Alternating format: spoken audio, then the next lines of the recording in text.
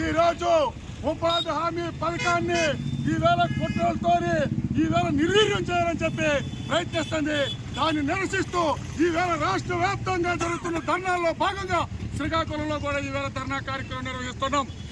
గతంలో యూపీఏ ఆధ్వర్యంలో వామపక్షాలు పోరాడి సాధించి పెట్టిన ఈవేళ ఎన్ఆర్జీఎస్ ఇవాళ పథకం ఈ చట్టం మార్చేసి పథకంగా తీసుకొచ్చి దీన్ని నిర్వీర్యం చేయాలనుకుంటారు. అయితే కాదు, కేంద్రము 90% నిధులుంటే ఈరోజు 60% నిధులు తగ్గించినారు.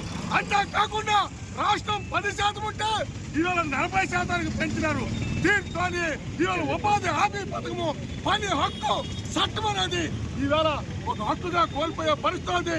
ఇది దేశానికి అత్యంత ప్రమాదకరం. ఎందుకంటే ఈరోజు ఎన్ఆర్జీఎస్ వల్ల ప్రజల్లో పనిదినాలు పెరగడం వల్ల, కొనుగోలు శక్తి పెరగడం వల్ల ఇవాళ భారతదేశ ఆర్థిక వ్యవస్థ అనేది ఈరోజు ముందుకు కొనసాగలుస్తుంది.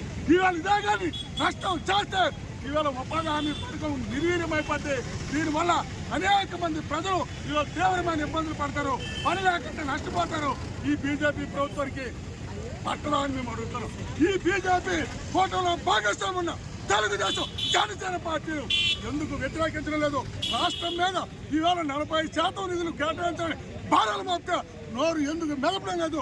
తెలుగుదేశం, జనసేన పార్టీలు అడుగుతాం. మరి కేబినెట్ లో ఉన్న మరి కేంద్ర మంత్రి రామ్మోహన్ నాయుడు గారు ఎందుకు ప్రశ్నించడం లేదని చెప్పి వాళ్ళు మేము అడుగుతున్నాం. అందుకోసం దీనికి వ్యతిరేకంగా రేపు 22వ తేదీన వామపక్షాల ఆధ్వర్యంలో పెద్ద ఎత్తున దేశవ్యాప్తంగా ర్యాలీలు, ప్రదర్శనలు ఉన్నాయి. అందులో భాగంగానే ఈ రోజు కూడా కార్యక్రమం చేశాం. వెంటనే కానీ ప్రభుత్వం కానీ ఆ బిల్లుని ఉపసంహరించుకోకపోతే పోరాటం ఉధృతం చేస్తామని చెప్పి హెచ్చరిక జారీ చేస్తున్నాం.